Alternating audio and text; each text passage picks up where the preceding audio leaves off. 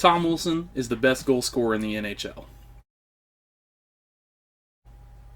All right, now that we got a bunch of people angry about that, I can't wait to see those comments from some fans. Let's talk a little bit about Tom Wilson, how he plays the game, and his history with the Department of Player Safety, and some of my thoughts on that. Tom Wilson was selected 16th overall in the 2012 NHL entry draft. That is a first-round draft pick. Keep that in mind when we start talking about some of these numbers. His career stats are as follows: 569 games played, 91 goals, 31 assists, 221 points, 1,123 penalty minutes, 1,702 career hits. Those are big numbers in today's NHL. In a league that is moving towards skill, speed, that physical play that leads to 1,700 hits, 1,100 penalty minutes, that's rare in today's NHL. 30, 40 years ago, that would have been pretty normal for a bottom six forward. Today, that's rare. Of course, with these Pims, these hits, you get some questionable ones that come through. And let's start getting into those. So his history with the Department of Player Safety, or DOPS as I'll probably call it. September 22nd, 2017, his first suspension, 2 games for a late hit on Robert Thomas of the St. Louis Blues. This was a preseason game, and this is a decision from DOPS that I can agree with. That was a late hit on Thomas. It was very predatory in its nature. It was Tom Wilson going out there and trying to show that he is that hard-nosed, gritty, physical player. Right? You move from there into the regular season. October 1st, 2017, Tom Wilson is now suspended 4 games for boarding Sammy Blais of the St. Louis Blues. This is, again, a decision that I can agree with from Department of Player Safety. That was boarding. Tom Wilson's argument was that Sammy Blais kind of pulled up and turned at the last second. It's still boarding. Just because you didn't intend to board the guy or you weren't about to doesn't mean you didn't. It's still boarding. That brings us down to May 1st, 2018, where he's suspended 3 games, 3 playoff games specifically, for his head hit to Zach Aston Reese. Again, this was in the playoffs, right? This was the round 2 against the Penguins, and of course, this is when they make it to the Stanley Cup final and win it all. This is a decision I agree with wholeheartedly. That was an incredibly dangerous hit on Zach Aston Reese. I don't know exactly what Wilson was thinking outside of just, let me lay a hit. Let me lay a hard hit on a team that has, up to this point, consistently beat us in the second round. Now, after that, we make it to September 30th, the next season, or preseason, where he lays a very dangerous hit on Oskar Sundqvist of the St. Louis Blues, where he is suspended 20 games for that head hit to Oskar Sundqvist. This is the one. This is the suspension and penalty and video clip that everybody pulls up when they start talking about Tom Wilson is out for blood on the ice. This is what they pull up. They pull this hit up and they say, see, look, he wants to hurt people. The suspension did get reduced to, I think, 14 or 17 games. I can't remember which. I think it's 17 upon appeal. The big issue here with this hit is that there was next to no contact with any part of Oskar Sundqvist's body except for his jaw. And that's why he got injured. Right, because it was a hard shoulder check straight to Oskar Sundqvist's chin. 30, 40, 50 years ago, that hit probably wouldn't even be looked at. They'd be applauded and cheered.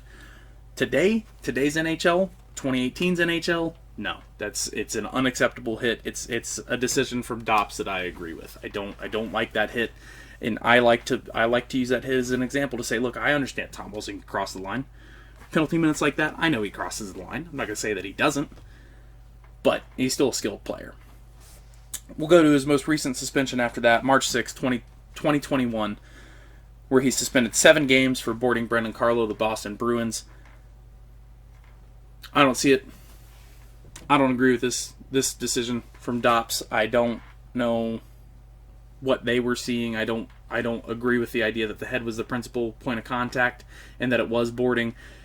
I very clearly saw Tom Wilson's shoulder make clear direct contact with Brandon Carlo's shoulder. It was a body-to-body hit that in the follow-through led to Wilson hitting Carlo's head into the boards, but that wasn't the principal point of contact. It wasn't the intent of the hit, and I think this was a decision that was largely made because Brandon Carlo had, I think, a concussion after this. He did spend some time in an emergency room after this hit.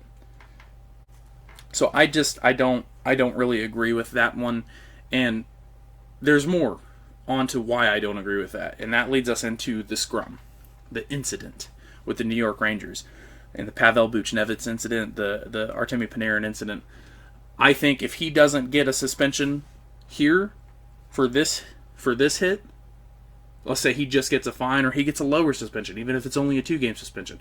I think for what he does to Buchnevich and Panarin, I think he'd have been suspended 1 or 2 games for that. My opinions on that scrum, I don't see the hatred that Wilson gets for what he did to Panarin, because Panarin decided to instigate that particular scrum within the greater scrum that was happening. I don't agree with what Wilson did to Pavel Buchnevich, and I especially don't agree with what Pavel Buchnevich was doing before that, where he was smacking at the pads of the goaltender trying to get the puck into the goal before the whistle was blown. I personally am not a fan of that. I see it all the time.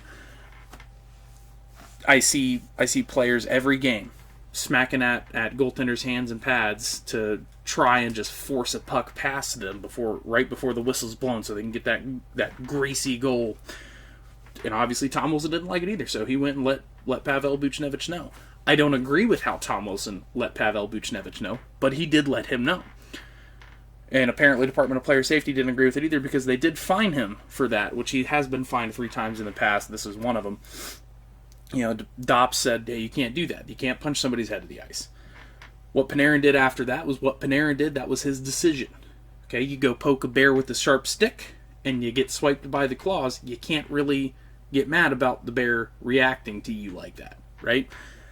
I think what Wilson did to Panarin was towing the line very tightly. I don't think it was as big of an issue as people want to make it out to be. I think people want to make it out to be a big issue because it's Tom Wilson. I think people want to say he was trying to intentionally injure Panarin because it's Tom Wilson and he's got this history with the Department of Player Safety.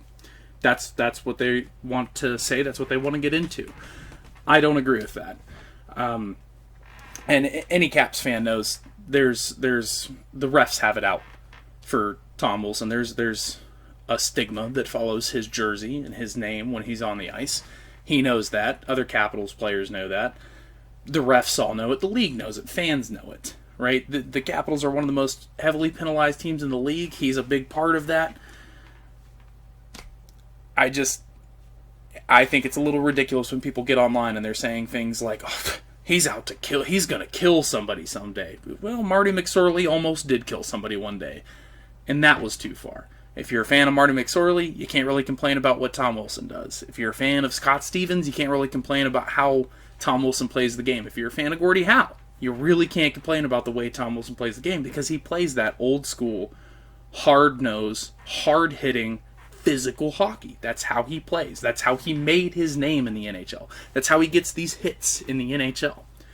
That's how he gets those Pims in the NHL. So, talk to me in the comments below. Let me know what you guys think. Let me know what you guys think about those hit totals, those penalty minutes. Let me know what you think about his goal and his goal scoring ability. I think it's actually pretty impressive for a player that's mostly known to be a pest in the NHL. Hey, if you like the content, don't forget to like, share, subscribe, all that good stuff, and I'll see you next time.